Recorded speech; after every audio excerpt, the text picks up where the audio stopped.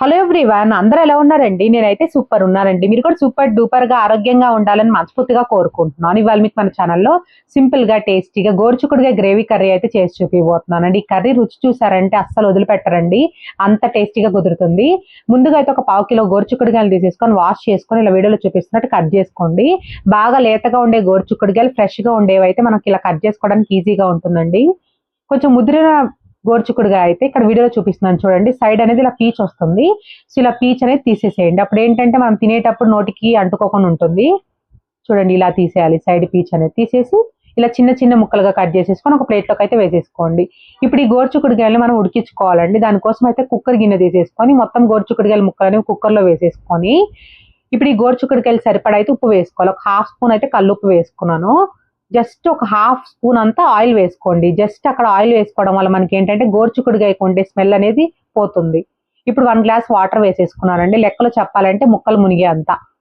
మూత పెట్టేసి విజిల్ కూడా పెట్టేసి మీడియం ఫ్లేమ్ మీద ఒక 2 విజిల్స్ రానిస్తే మనకి పర్ఫెక్ట్గా ఉడికిపోతాయండి. ఎక్కువ విజిల్స్ అయితే రానివ్వకండి.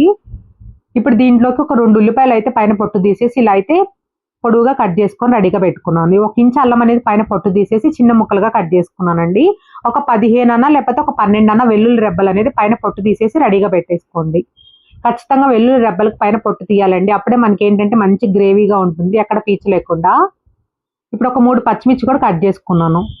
ఇప్పుడు అన్ని పదార్థాలు ఫ్రై చేయాలండి. అది ఎలా ఫ్రై చేయాలంటే స్టవ్ ఆన్ చేసేసుకొని ప్యాన్ పెట్టుకున్నానండి. ప్యాన్ హీట్ అయిన తర్వాత దాంట్లో జస్ట్ ఒక 1 స్పూన్ అన్న 2 స్పూన్స్ అన్న ఆయిల్ వేసుకోండి. ఆయిల్ హీట్ అయిన తర్వాత దాంట్లో కట్ చేసి పెట్టుకున్న పదార్థాలన్నీ వేసేసుకోండి డైరెక్ట్గా అలానే. ఇంకా ఎక్స్ట్రా ఏమీ అవసరం లేదండి. దీంతోనే మంచి గ్రేవీ వస్తుంది మనకి కర్రీకి. అలా అయితే ఒకసారి మిక్స్ చేసేసుకొని మూత పెట్టేసుకొని మగ్గించుకోండి. మధ్య మధ్యలో తిప్పుకుంటూ ఉల్లిపాయ అనేది గోల్డెన్ కలర్ వచ్చేలాగా అయితే మగ్గించుకోవాలండి. ఇలా అయితే ఉల్లిపాయ కలర్ చేంజ్ అయిన తర్వాత కూల్ అయిన తర్వాత మిక్సీ జార్లో వేసుకోవాలండి పదార్థాలన్నీ. కొంచెం మనకి ఆ ప్యాన్లో ఆయిల్ ఉంటుందండి, అది అంతే ఉంచండి. ఇప్పుడు ఒక గుప్పెడు కొత్తిమీర వేసుకున్నాను. ఒక 4 బాగా పండిన టమాటాలు వేసుకోండి. కర్రీకి మంచి గ్రేవీ వస్తుంది అండ్ మంచి రుచి కూడా వస్తుంది బాగా పండిన టమాటాలు అయితే. మూత పెట్టేసుకొని ఫైన్ పేస్ట్ చేసుకోవాలి. పలుకు అయితే ఉండకూడదండి, ఫైన్ పేస్ట్ అవ్వాలి. ఇలా ఫైన్ పేస్ట్ చేసుకొని పక్కన పెట్టేసుకోండి. ఇప్పుడు దీంట్లోకి ఒక 2 ఉల్లిపాయలు ఇలా చిన్న ముక్కలుగా కట్ చేసుకొని రెడీగా పెట్టుకోండి. ఇప్పుడు స్టవ్ ఆన్ చేసేసుకొని రిమైనింగ్ ఆయిల్ ఉంది కదండి, ఆయిల్లో ఒక బిర్యానీ ఆకు అయితే వేసుకోండి. మీకు కనుక ఆయిల్ లేనట్టయితే 1 స్పూన్ ఆయిల్ వేసుకొని నెక్స్ట్ పదార్థాలు వేసుకోండి. బిర్యానీ ఆకు కొంచెం అలా ఫ్రై అవుతున్నప్పుడే దాంట్లో 1 స్పూన్ అయితే జీలకర్ర వేసుకున్నానండి. ఇప్పుడు జీలకర్ర కూడా కొంచెం అలా చిటపట్లాడిన తర్వాత కట్ చేసి పెట్టుకుని ఉల్లిపాయ ముక్కలు అయితే వేసుకున్నాను. మొత్తం మనకి ఈ కర్రీకి 4 ఉల్లిపాయలు పడతాయండి.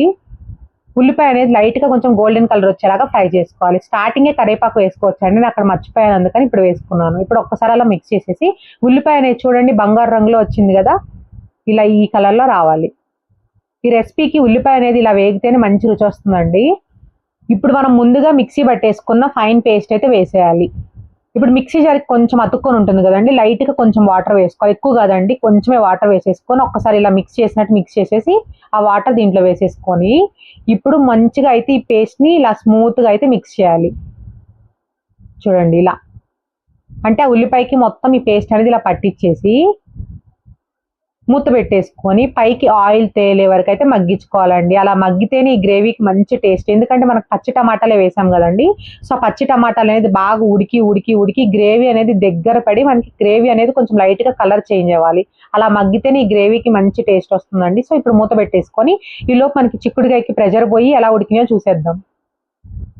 చూడండి ఎంత పర్ఫెక్ట్గా అయితే చిక్కుడుగా ఉడికిపోయిందో. మీడియం ఫ్లేమ్ మీద ఒక 2 విజిల్స్ అయితే పర్ఫెక్ట్గా ఉడికిపోతాయండి. ఎక్కడ మనకి ముక్కలు అనేవి కసకసలు ఆడవు, అంటే కచ్చా పచ్చగా ఉండవు. ఇలా ఉడికితే బాగుంటుంది టేస్ట్ అనేది. మీకు ఎక్కడ గోరుచిక్కుడుకాయ తింటున్న ఫీలింగ్ కూడా ఉండదండి కర్రీలో, అంత టేస్టీగా ఉంటుంది.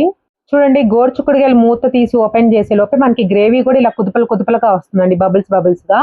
అప్పుడైతే మూత తీసేసి ఒక హాఫ్ స్పూన్ కల్లుప్పు, ఒక 2 స్పూన్స్ ఏమో కారం, 1.5 స్పూన్ ఏమో ధనియా పౌడర్, ఇంకొక హాఫ్ స్పూన్ ఏమో జీరా పౌడర్ వేసుకోండి. ఈ పౌడర్స్ అన్ని వేసుకోవడం వల్ల గ్రేవీకి మంచి టేస్ట్ వస్తుందండి. ఇప్పుడు ఈ పౌడర్స్ అన్ని మంచిగా ఇలా ఒకసారి మిక్స్ చేసేసుకోండి. ఖచ్చితంగా సిమ్ ఫ్లేమ్లో పెట్టుకొని కర్రీ అనేది చేసుకోవాలండి, అప్పుడే మంచి రుచి.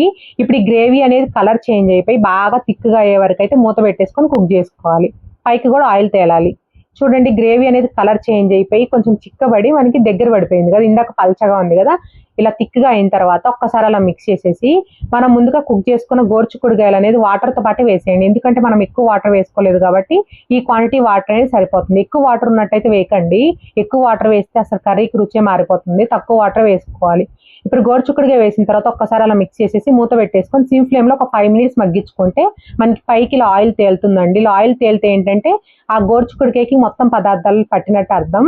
ఇలా అయితే మిక్స్ చేసేసి లాస్ట్లో సన్నగా కట్ చేసి పెట్టుకుని కొత్తిమీర వేసేసుకొని ఫ్లేమ్ను ఆఫ్ చేసేసి వేడివేడి అన్నంలో మధ్యాహ్నం సర్వ్ చేయండి. నైట్ చపాతీకి చేసి ఈ కర్రీ పెట్టండి. నాకు కావాలి అయితే ఖచ్చితంగా వచ్చి అడుగుతారండి. అంత టేస్టీగా కుదిరింది. మరి గ్రేవీ కర్రీ రెసిపీ మీకు నచ్చిందా అండి? నచ్చినట్టయితే ఒక చిన్న లైక్ చేయండి, షేర్ చేయండి అని కామెంట్ చేయండి.